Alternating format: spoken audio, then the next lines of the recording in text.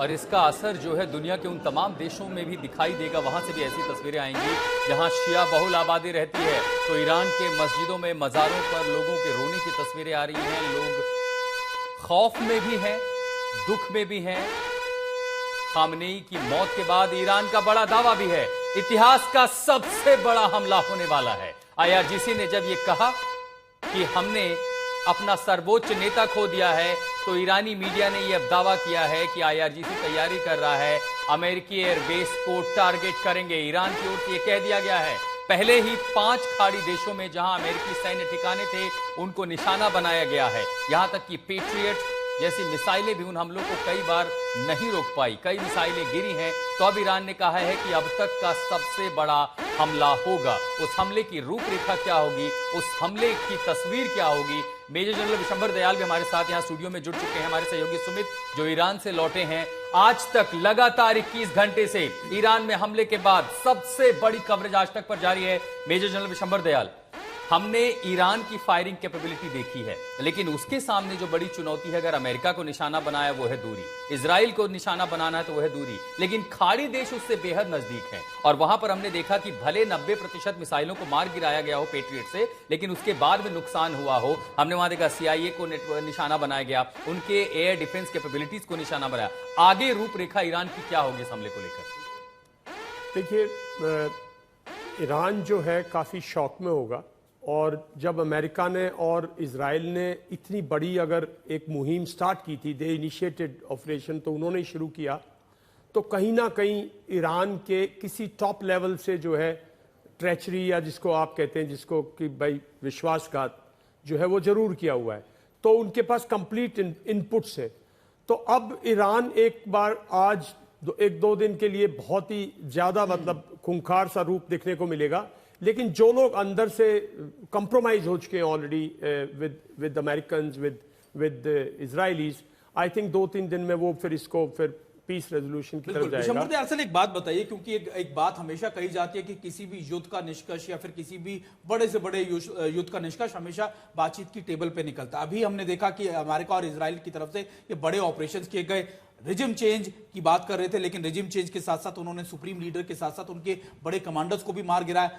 क्या अभी आपको लगता है कि कोई बातचीत का दौर या बातचीत का ऐसी पॉइंट है जिसके ऊपर दोनों देश या ये तमाम पार्टीज आकर बैठ के बातचीत कर सकते हैं? क्योंकि हर बदलते वक्त के साथ तो ऐसा लग रहा है कि शायद ये युद्ध महायुद्ध में तब्दील ना हो जाए।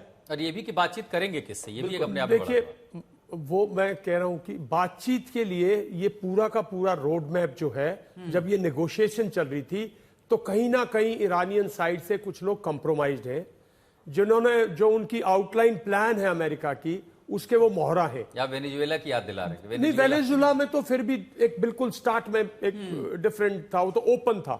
इधर कॉन्फिडेंशियल है बिकॉज ईरान में भी एलिमिनेशन बहुत जल्दी हो जाती है और ईरान में विद्रोह भी हो जाता है। और अभी विशंबर दयाल सर, कल सुबह ही ऑपरेशन हुए, रात को मैं आपको बताऊं इंटरनली ईरान की तरफ से बड़े ऑपरेशन चलाए गए, जिसमें उन्होंने कहा कि हमने मोसाद के कई स्पाइस को पकड़ा है। और तो ईरान के लिए दिक्कत यह है कि बाहर से ज्यादा इंटरनली उनको चीजें मैनेज कर रही है, क्योंकि लगातार ये भी बातें सामने आई कि रिजिम चेंज को लेकर ऐसा ना हो कि अमेरिका और इजराइल जो है जो लगातार लोगों से आग्रह कर रहे हैं, ऐसा नहीं, हजारों की संख्या में दोबारा से लोग उतर आए और शायद फिर IRGC और दूसरे कमांडर्स के लिए भी बड़ी दिक्कत हो जाए।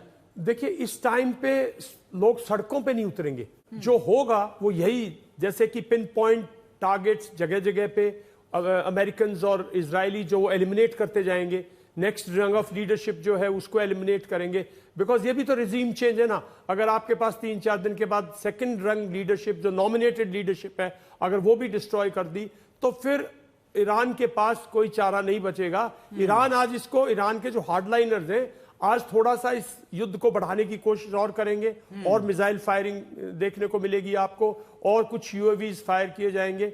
और जो जैसे रात को उन्होंने जैसे दुबई में इस इलाके में जो फायर किया है, पूरे के पूरे UAE कंट्रीज पे आज फिर से फायरिंग होगी। लेकिन भी दिखा रहे हैं 2-3 दिन के अंदर इसकी ये अनफोल्ड हो जाएगी। कब तक? क्योंकि सर देखिए, बात तो ये है कि हर आप कह सकते हैं कि जखीरे का या फिर हथियारों का एक लिमिट होता है। ईरान भी नहीं चाहेगा कि इन्हीं हमलों के अंदर अपनी सारी पावर को एग्जॉस्ट कर दे।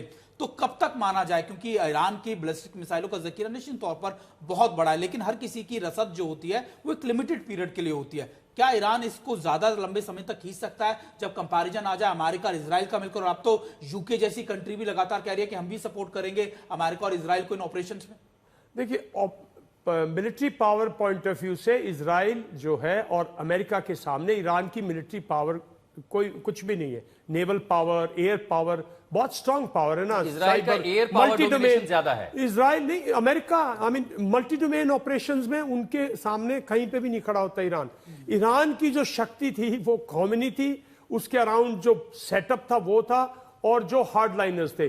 अब 2-3 दिन ये हार्डलाइनर्स और इंटरनल जो स्ट्राइफ है ये चलेगी। हार्डलाइनर जो है जहां जहां पे है वो युद्ध को बढ़ाने की कोशिश करेंगे, लेकिन अब मुझे नहीं लगता कि ईरान के अंदर दम बचेगा, क्योंकि असली मोहरे जो थे वो ख़ोमेनी थे। उसकी एक वजह हो सकती है ये तस्वीरें। स्टेट टेलीविजन पर जब ईरान का एक चेहरा रोते हुए आते हुए कहता है कि अयतुल्लाह खामनेई मारे गए हैं, उनको शहादत मिली है। कई बार बहुत सारे हिम्मत आंसू देख करके टूट जाते हैं, कई बार आंसू हिम्मत भी बनते हैं, लेकिन अक्सर ऐसा होता है कि जब आपका सुप्रीम लीडर मारा जाए, जो कि इस धार्मिक पहचान थी, जिसके इशारे पर पूरा मुल्क चलता था और जिसके इशारे पर पूरे मध्य एशिया में तनाव की स्थिति, उसके मारे जाने की खबर इस तरह आंसुओं से सामने आती है। और उसी के ठीक नीचे आप वो तस्वीरें भी देख रहे हैं ईरान में, जहां अलग अलग मस्जिदों मजारों में लोगों की रोती हुई तस्वीरें हैं, लोग दुख व्यक्त कर रहे हैं। क्या इसके बाद भी यह संभावना रह जाती कि अपना गुस्सा वो क्षणिक तौर पर दिखा सके, लेकिन दूसरी जो लीडरशिप होगी उसके मन में भी तो ये दहशत होगी कि आपने इधर घोषित किया, आप तुरंत अमेरिका के निशाने पर आ गए, या तो इधर फॉल इन लाइन, नहीं तो हम आपको किनारे कर देंगे। दयाल साहब, इसमें कोई शक की बात नहीं है कि आतंक एक माहौल होगा, दहशत का माहौल होगा, और इस दहशत का माहौल सिर्फ ईरान में नहीं होगा। अब इस दहशत का माहौल उन कंट्रीज में होगा जो आज तक अमेरिका के सामने अपना दमखम दिखाने की कोशिश करते थे।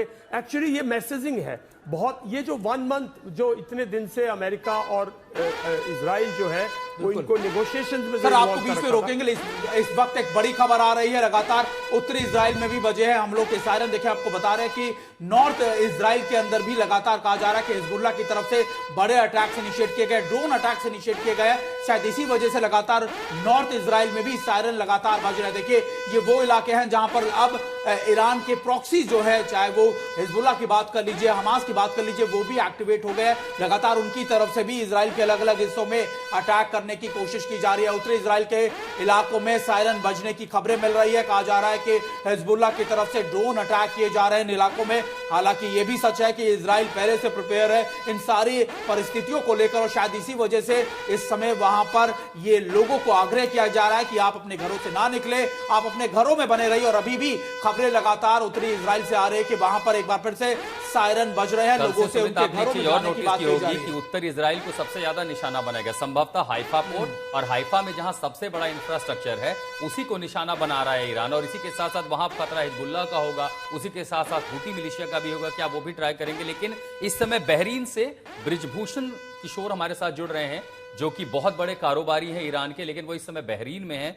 तो एक बार उनके पास लिए चलते हैं, क्योंकि अब ये जो सवाल है वो सिर्फ स्ट्रेटेजिक अनस्टेबिलिटी का नहीं है। इसके अलावा बड़ा सवाल यह है कि मिडिल ईस्ट अगर बर्बाद होगा, यहां पर तनाव होगा, तो इसका असर भारत पर पड़ेगा और पूरे देश की अर्थव्यवस्था पर पड़ेगा।